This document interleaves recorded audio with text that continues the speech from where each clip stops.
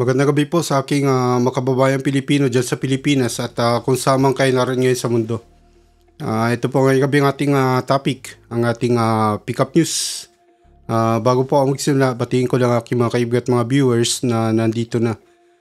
Si Sir Rob Uy, si Best Friend, Sir Al Olalia, Sir Gis, Sir KB, at saka si Ma'am Elizabeth, at saka si Sir Hero. Magandang gabi po sa inyo. Ito po naobserbahan ko ngayong gabi, no? Kanina naobserbahan ko po itong interview nila kay Roque. Ito sa istasyon na to na ini-interview nila si Roque at nanggagalaiti po siya, no? Sa galit na galit kay Romualdez, no? At ito po sa akin, nakakabahala po, no? Hindi nila nakikita yung big picture. Para lang sa kanila, pinaglalaban nila yung grupo nila. Mas lalo na tong si Roque. Ito po, figure po to, no? Kasi naglingkod po to sa ating bayan, no? Naging speaker ata to ni Duterte dati, di ba?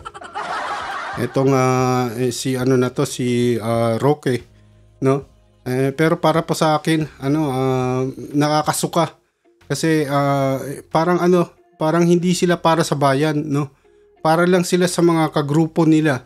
Para sila sa mga kaibigan nila, no? Sa mga pamilya. Hindi nila iniisip yung kapakanan ng kabuuan ng Pilipinas. Meron po tayong video, i-play lang natin. At teka lang po, ipi-play ko lang yung video para malaman po natin. Hindi ko lang po ma-play kasi baka ma-CPR tayo. Ito po si Roque, di ba? Nakikita nyo po. Yan po yung dati na lingkod sa ating bansa na public servants ka. Yun. Play ko lang po. Attorney, sabi po ng Congress, they had a realization na naaabuso na nga yung CIF. Who do you think gave the green light to deny VP Sara's funding? The Speaker, of course. As a former member of Congress, a decision as big as this, remember, in Congress, members of the majority are not even allowed to ask questions during budget deliberation. Why? Because they're part of the majority and they're supposed to be supporting the budget proposed by Malacanang because they are part of the majority in the House. But this is unusual because for the first time, an administration-controlled Congress is the one that decided to do away with funds for Vice President who belongs to the same ticket as the President. Buti sana kung oposisyon si Mayor Sara, no? Maintindihan natin, no? Dahil Pero wala po ba kayo napapansin? Wala tayong pakialam kung oposisyon sila or sino sila, no? Ang hindi nakukuha nito ni Roque, ayaw ng taong bayan, no? Pinagpipilitan niya, pinag-in-explain niya talaga para sa kanila hindi normal na tinatanggal. Wala kami pakialam, no, kung hindi normal sa inyo or normal sa inyo. Yung normal sa taong bayan, no, ang dapat nasa utak na itong mga to, di po ba? Wala sa utak nila, wala sa kokote na itong mga to na to ang taong bayan, no? Ayaw nga, di ba? Ayaw ng taong bayan, hindi maintindihan itong mga Duterte na to, Yan yung problema po natin, i-play lang po natin, tunggali sila, no? Pero not when they are allies from the very beginning. And as a supporter of Sara, I would dare say, no, that VP Sara had her share in realizing the victory or contributed, no, substantially in realizing the victory of the president as president, no? Ayan po yung video, Yan lang po yung na-obserbahan ko ngayon gabi, At para po sa akin, itong mga to na to, wala silang kwenta, no? Walang kwenta itong mga to, parang sarili lang nila, iniisip nila. Wala silang pakialam sa taong bayan. Paulit-ulit po ako, no? Ayan na po yung hagdan. Sis Best Friend, kung gusto mo umakyat. Tsaka si Sir Gis pala. Kung ayaw nyo, di ako nalang magsasalita dito. Ayan po. Sanay naman ako magsalita mag-isa, Ito po, yung sa akin po dito sa sa mga public servants natin, Hindi po nararapat ng mga ganitong tao. Iba po yung mentalidad nila. Tingnan nyo yung mga mentalidad nila Roque, yung mga Duterte. Parang normal na lang sa kanila yung sila na lang naglalaban, hindi nila pinapakinggan ang taong bayan, no? Hindi nila alam, wala sa utak nila na naglilingkod sila sa taong bayan. Hindi sila naglilingkod diyan sa mga amo nila, no? Diyan sa mga kabaro nila. Yung pinaglilingkuran nyo, taong bayan, hindi yung kagrupo nyo, no? At saka si Sara Duterte. Parang yung po iba na kagad yung mentalidad nila eh. Pinag-aawayan kasi nila yung pera ng taong bayan, no? Yun yung doon eh, yung point doon eh. Yung po yung point. Ewan ko kung nakukuha ng karamihan sa ating mga kababayan Pilipino, ha. Kung nagigets nila, nakikita nila kung ano yung kinaiba, kung ano yung pagkakamali, kung ano yung mga mentalidad ng ating mga tagapaglingkod, no? Hindi po yan sa hindi yan sa normal or unusual or kung ano pinag-iisip nito, kung ano yung kasi lawyer kasi to, di ba? Naghahanap siya ng magandang words para i-describe niya, no? Wala kaming pakialam doon. Di po ba? Wala tayong pakialam. Yun yung yun yung problema po diyan eh, kasi dapat alam ng ating mga kababayan, alam ng taong bayan na ganyan ang pagkakamali, ang mga mentalidad ng ating mga tagapaglingkod, no? Yan yung naupo nating mga tao, ganyang mga tao, no? Yan naging naglingkod yan sa Pilipinas, di po ba? Naglingkod yan. Figure din siya, di ba? Kasi spokesperson dati ng bansang Pilipinas nung dating administrasyon. Tapos ganyan, no? Ganyan yung dating. Obserbahan nyo po ang mga mentalidad ng ating mga tagapaglingkod, no, sa ating bansa. Ganyan ang nauupo nating mga uri ng tao, no? Wala silang pakialam kahit na ano yung sabihin ng taong bayan, kung kahit ano isipin, ang iniisip nila normal sa kanila ang paglingkuran, ang kabaro nila, no? Kabaro nila yung nasa utak nila, yung mga amo nila, no? Yung mga kamag-anak, mga kapamilya, no? Mga kumpare, kumare. Wala sa utak ng mga yan na nandyan sila para maglingkod sa taong bayan. Hindi dapat nila tingnan ang mukha, no? Ang hindi yung palagi silang sip-sip doon sa amo nila, no? Sila dapat ang sumipsip sa taong bayan. Yung pinaglilingkuran nila yung taong bayan, Yun yung nawala sa ating sa ating mga tagapaglingkod. Obserbahan niyo po. Hindi nasa utak nila, wala sa utak nila yung taong bayan, no? Kasi iniisip nila pag paglingkuran nila yung yung amo nila diyan, okay na yung nila, yung posisyon nila diyan sa gobyerno, no? Yun po yung kinaiba. Sana po makita ng ating mga kababayan kung ano yung kinaiba ng mga public servants po natin, sa mga public servants sa ibang bansa, no? Kagaya dito sa Japan, ganyan po, iyan yung iba, yan yung kinaiba. Alam niyo na po.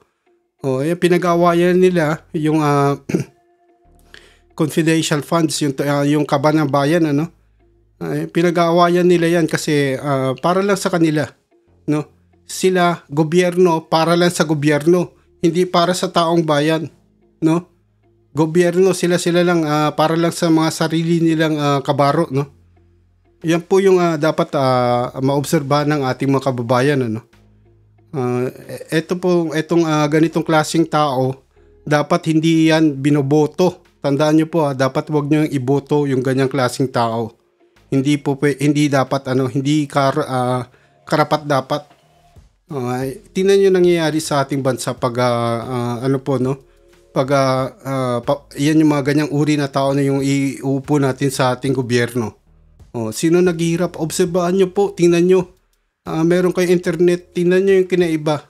Di ba? Yung sa Amerika, halimbawa yung mga politician nila doon sa Amerika, no, sa Japan, kung saan sa Europe, no, ibang-iba yung mentalidad ng mga tagapaglingkod natin sa Pilipinas, ibang-iba. Kaya ganyan na ang nangyayari sa bansa natin, na naiwan na tayo ng mga kapitbahay natin bansa dahilan sa mga ganyang uri ng mga tagapaglingkod natin, no? Sana po magising na tayo, no. Ito yung naobserbahan ko ngayon. Gusto kong sa inyo, gusto kong ipaalam, no, sa ating mga kababayan, no. Huwag lang kayo palaging mga chismis, no. Mga walang kakwenta-kwentang mga pinag-uusapan, mga chismis, mga entertainment. Ito po yung tutukan nyo, no. Dito tayo nagkukulang kasi ayan, ginagawa nating entertainment yung ating gobyerno, no. Hindi po dapat naglilingkod yan, nakatutok yan sa future ng Pilipinas. At dapat ang nasa mga utak nila ang kung paano nila mapaglingkuran ng tama ang ating mga kababayan, ano. Yan po nakafocus sila sa sa pera ng bayan, ano, yung confidential funds na yung Intel funds. Ayaw ng taong bayan eh. Wala kami pakialam kung hindi sa inyo normal, ano, na tanggalan ng confidential funds yung kabaro nyo, kagrupo nyo, yung kaibigan, parang sip-sip to eh. Tapos mga traidor pa to sa bayan natin. Di po ba hindi nagpapahayag ng kontra China sa mga ginagawa ng ating ng China sa ating bansa, sa ating karagatan? Hindi nagpapayag ng kontra China, no? Tapos yung nakafocus sila sa confidential fund, no? Confidential funds ng taong bayan. Yan po yung problema, di ba? Yan po, akyat po ba kayo, sir? Tsaka si sis best friend. Pag hindi kayo akyat tutuloy ko na po sa aking briefing. I-explain ko yung aking pananaw sa mga pangyayari dito sa buong mundo, no? At kung anong epekto neto sa ating bansa. Kasi ganito po tayo dito sa aking vlog, no? Gusto ko yung talaga yung may natututunan tayo at nakatutok na obserbahan natin ang buong mundo at ang Pilipinas, ano? Ayoko po ng chismis, ha. Gusto ko may point para matuto ang ating mga kababayan, no? Magising. Yan po, ito po yung aking mission, no? Kasi gusto kong itama yung Pilipinas pati yung mentalidad, kung ano yung kinaiba ng ating mga kababayan, ng ating mga public servants diyan sa bansa natin, sa ibang bansa rin, ano, para imulat yung ating mga kababayan, no? Ganun po yung aking parang nagiging mission. Yun yung yung sinisigaw ng aking puso. Kasi ayaw ko yung parang entertainment na lang na yan ng yung dating ng ating vlog, ano. Kailangan meron siyang message para sa ating makita ng ating mga kababayan at ma-impluwensyahan sila, no. Ayan. Dito na ata, Sir Gis. Teka lang po, sir. Ay, nawala. Yan, Sir Gis, magandang gabi po. Magandang gabi. Kasi yung sinabi ko, parang ayaw ko na sana umakyat. Tapos na lang natin mamaya kay Ma'am C. Doon yung kay ate, sir. 9:45.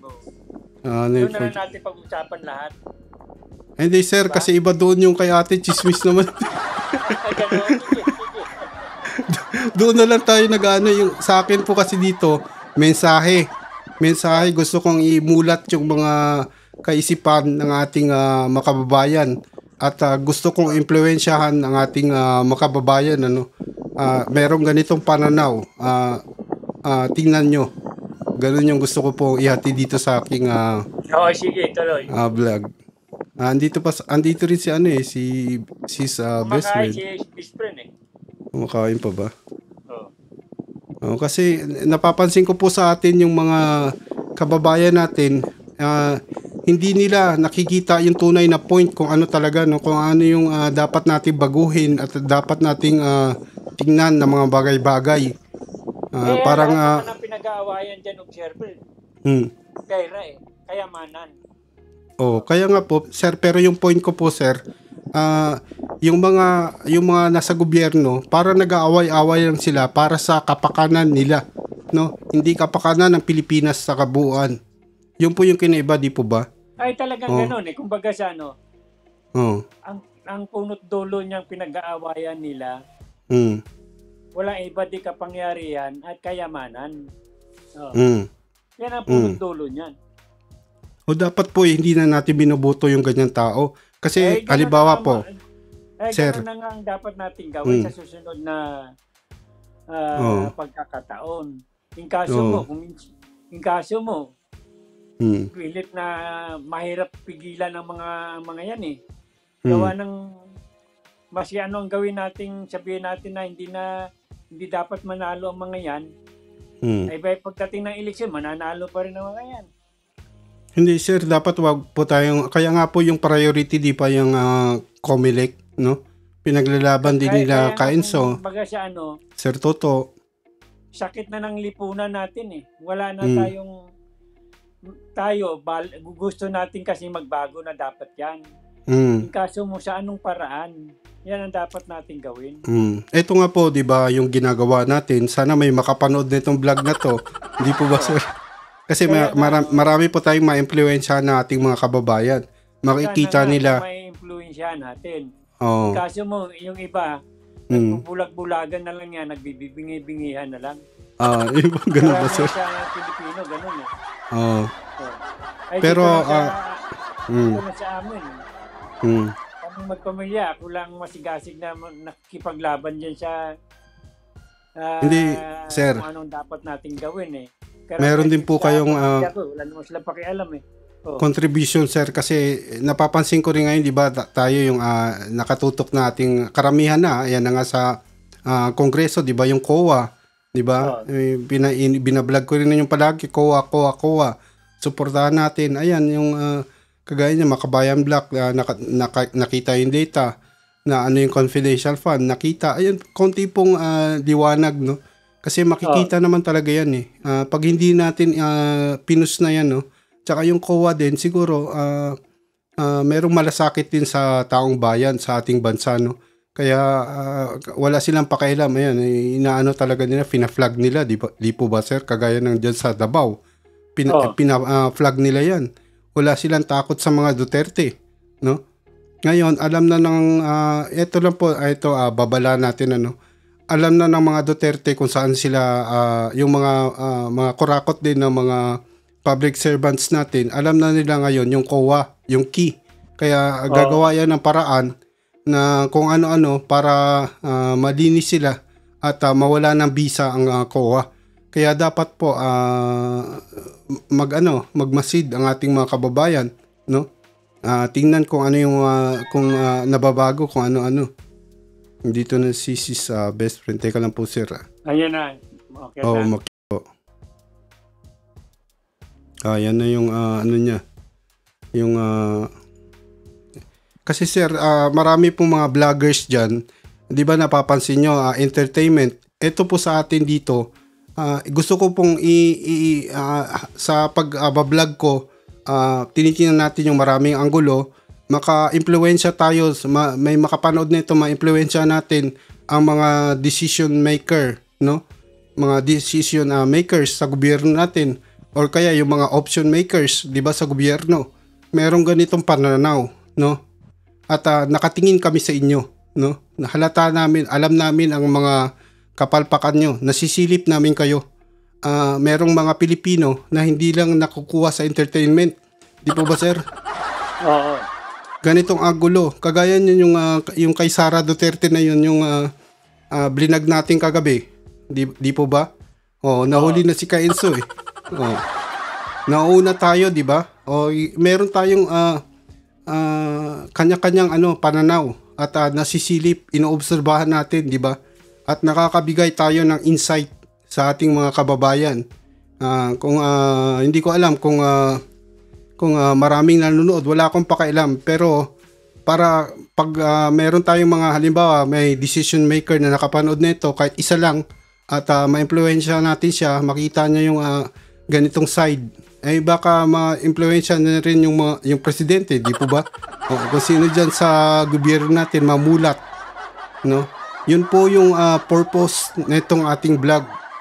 Kasi yung pananaw ko, nandito ako sa ibang bansa at nakikita ko yung kung ano yung kinaiba, kung ano yung kamalian ng ating lakad ng ating gobyerno diyan sa Pilipinas, ano. Ito nga, sinasabi ko na ganito, confidential funds ay yung ating mga public servants, yung parang pinaglilingkuran nila lang yung amo nila, no, sa gobyerno, no, kagaya ni Roque na to. Lahat, ito po sir, lahat ng mga senador, binoto po yan, di ba? Nilagay sila dyan. Wala silang boss. Yung boss lang nila, yung taong bayan. Di po ba? Oo. Hindi, wala silang karapatan na, wala silang, ano nga tawag dito? Para paglingkuran yung nasa executive, yung mga Marcos, di ba? O kaya yung mga Duterte. Wala silang wala silang obligasyon. Ayun, yung tamang words. Obligasyon lang nila sa taong bayan. Pati yung Congress, yung Senate, pati yung Judiciary, Executive, lahat yan, obligasyon nila sa taong bayan. Di po ba? Tama po ba ako? Oo. Yan yung obligasyon nila. Sila, para sa kanila, nasa mindset nila, yung obligasyon nila nandoon sa Executive. Yung nakaupo, yung Pangulo, doon lang. Di po ba mali? Mali yun eh. Oo. Hindi, yun po yung mentalidad nila, pati yung nandiyan sa executive, sa Senate, sa Judiciary. Ganun yung nasa nila mentalidad, yung nakikita ko po na kamalian. Kasi parang si Marcos, siya na yung matindi. Kaya nga may separation of power, di po ba sir? Yung check and balance, di ba? O yun. Wala silang obligasyon na pagsilbihan si Marcos. Ang obligasyon ng senador, ang mga kongreso, ang mga yung sa Supreme Court, yung sa executive, yung taong bayan, tayo ang main. Taong bayan ang main. Wala sa mentalidad nila yan. Nabura yun nung nakarang administrasyon, yung si Duterte nakaupo, no? Para lahat sila naka-focus lang kay Duterte, no? Diktadora po yun, hindi po yun demokrasya. Kailangan po gisingin natin yung mga kababayan natin, kailangan silang i-re-educate eh. Ano yung demokrasya? Di po ba? Kagaya nito, nakakasalita tayong Malaya, di po ba? Yun yung kinaiba. Pag si Duterte dati, nakakasalita ba tayong Malaya? Pag magsalita tayo nitong ganito, puputektahin na tayo ng mga trolls eh. Yun po yung kinaiba.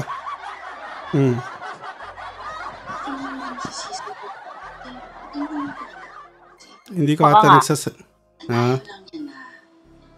ano sis? Kasi style nila mala China eh. Kaya nga, ayan nga, dapat natin kaya nga ako nagbablog. Gusto ko gisingin yung mga Pilipino, no, sa ganitong pamamaraan. Nagsasalita tayo ng ganito, may makakita man ito na na mga decision makers or option makers ng sa executive, no, kung saan man yan, sa Senado or sa Kongreso, no, malalaman nila na alam natin yung mga pinagagawa nila, no.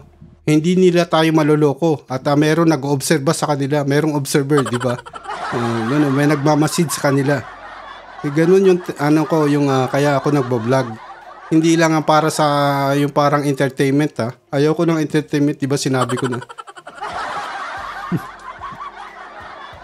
Magagaling yung mga Pilipino sa entertainment eh. Magaling tayo diyan, kantahan, sayawan, no? Tapatawahan, comedy, no? Pero yung tunay ito eh. Ayaw ng mga kababayan kasi natin yung puro seryoso, no? Pati nga mga kuya ko eh. Sinasabi sa akin, bakit ganyan ka seryoso ko naman? Hindi nga sanay sila sa comedy. Pero yung mga tinan mo, pinagloloko tayo ng ating mga gobyerno, ay nauupo natin sa gobyerno. Dahil kasi alam nila yung weakness natin. No, mahilig tayo sa entertainment. Mahilig tayo sa magagaling sumayaw, kumanta, no? Tsaka nagpapatawa. Ganun yung weakness ng mga Pilipino. Ito yung sinasabi ko lang yung sa akin, yung point of view ko. Kasi nandito ako sa Japan, nalaman ko yung yung pagkakaiba, no? Ay, mix videos. doon po tayo, doon, pag matapos po dito, punta doon entertainment doon kayo. Tumirik ata. Tumirik. Tumirik siya. Tumirik siya. Ganun po yung kinaiba, no? Kaya eto ako nakakaano ako ng natatagalan ko yung aking pagbablog. Kasi yung mission ko, yung nasa utak ko, gusto ko talagang itama at ipakita sa ating, imulat yung mata ng ating mga kababayan, ano? Kasi alam ko po, meron ako nakikita dito, na obserbahan ko rin, yung mga Pilipino pag sa ibang bansa, masunurin, no? Disiplinado, parang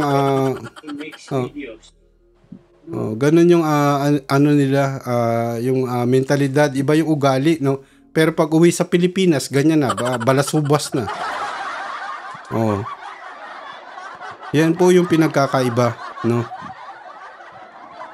At saka nabibigay ko yung aking opinion, kagaya niyan, yung dyan sa Google News, no? Yan ang panoorin nyo. Nandiyan na ba si best friend? Nandiyan sa kabila Andito po. na kay Ma'am Sina Nandun na ba siya? Nandito Ay, ako, kalahati. nakikinig ako. Nandiyan ka? Nandun din ako kay Aling Marie, pero ano lang yun, parang window. Sabay-sabay. Yung monitor Sabay-sabay. ko na kay Ma'am Sina, yan, tingnan nyo.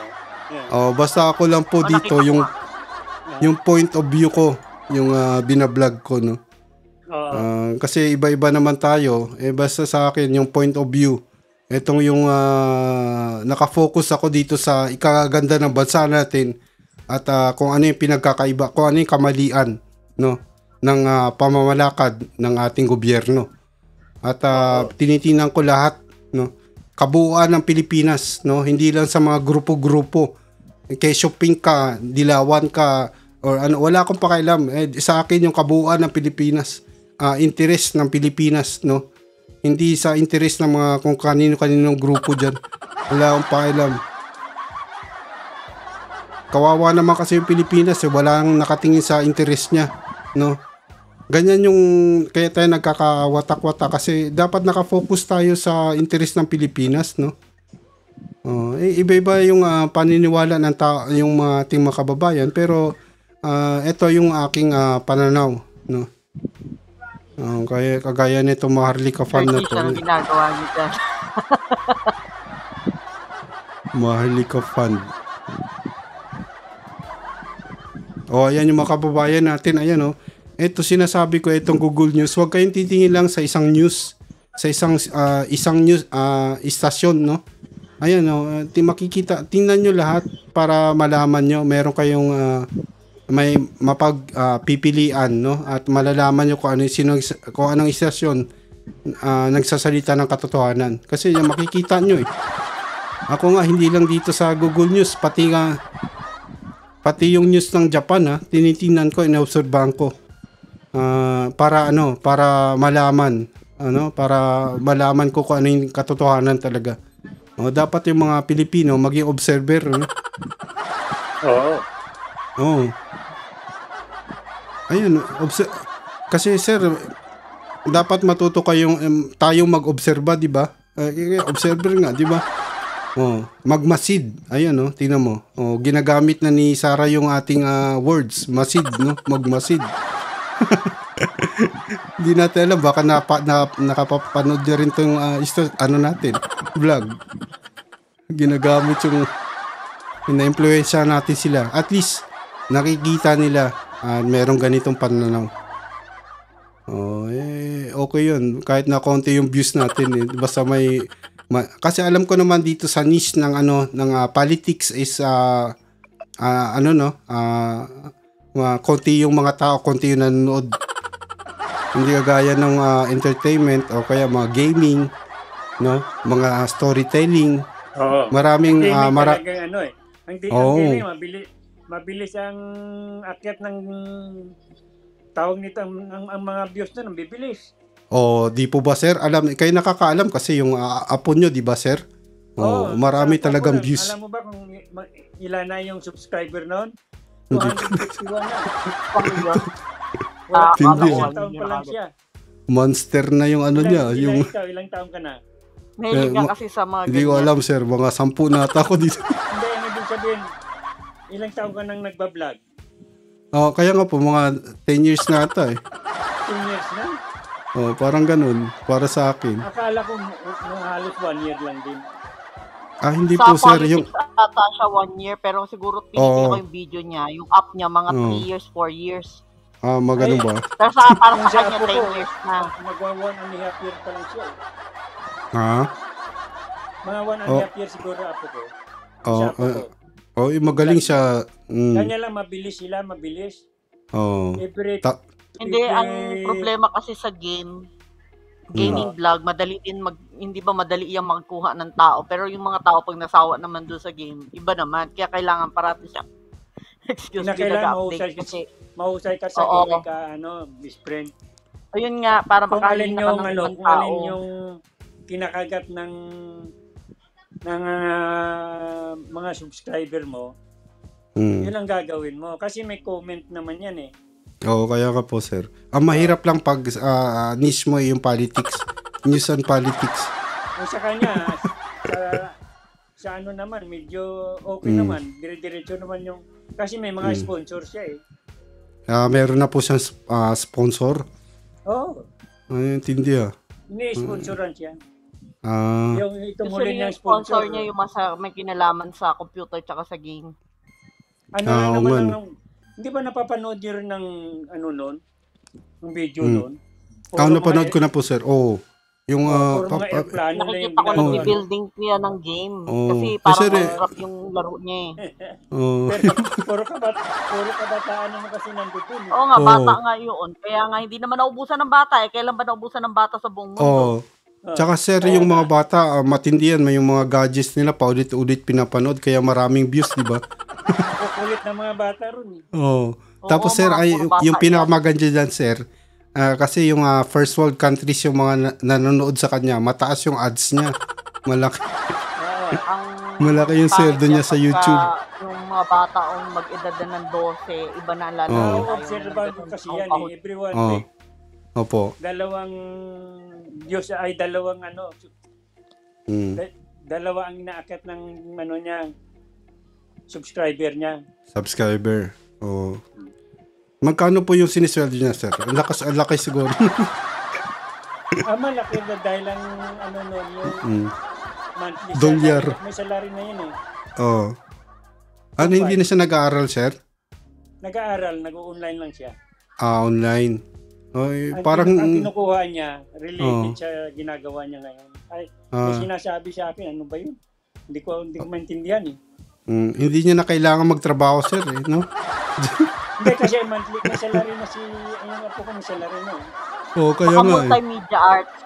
250,000 monthly. Wow, ang laki. 250,000. Grade 31 sa gobyerno. Nga Grade 31 yun sa gobyerno ang laki. Pero hindi tingnan niyo gobyerno natin, kurakot. Yung sponsor. Iba pa yung malaki daw po sir yung sa sponsor no? Kaysa hindi naman madalas na may sponsor Siguro pag may nagugustuhan ng sponsor na ang pinakamaganda sa sponsor, yung tech giant ang makakuha sa'yo ng sponsor sa'yo. Yung mga yung card, yung mga ganyan, mga software, pag yan na nakipartner sa'yo, sigurado yung malaki yung binibigay nila. Mismo yung gadget, ganyan, bibigay sa'yo. May freebie. May freebie, di ba? Minsan nag-sponsor sa kanya yung parang yung gumagawa ng mga stop tools. Ano yun, sir? Papadala sa inyo ng libre yung mga stuff toys nila. Hindi, pwede nyo ibenta yun. Pwede ng pera yun. Depende sa usapan.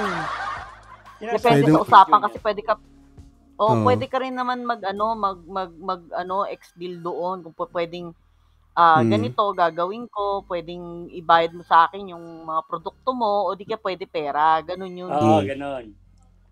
Ah, Sige, ano- tuloy na tayo. ano ba, sir? Ba tayo ng usapan? Hindi, si ate meron live eh. Sige, lipat ka na lang doon na tayo magkita. Tapusin natin. Sa baba lang po ako, hindi ako akyat. Sige. Sa baba lang magko-comment. Kasi ngayon pa lang si ate. Sa monitor ko yun. Okay. Kinuha ko sa monitor eh.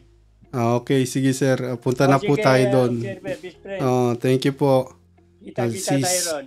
Okay, sa baba po ako mag-comment. Thank Thank you po. Thank you po sa mga nagpunta. Si Sir Al Olalia. Sino pa ba? Si Ma'am Elizabeth. Sir Rab Uy. Sino pa? Sir Hero. Sir KB. Magandang gabi po sa inyong lahat.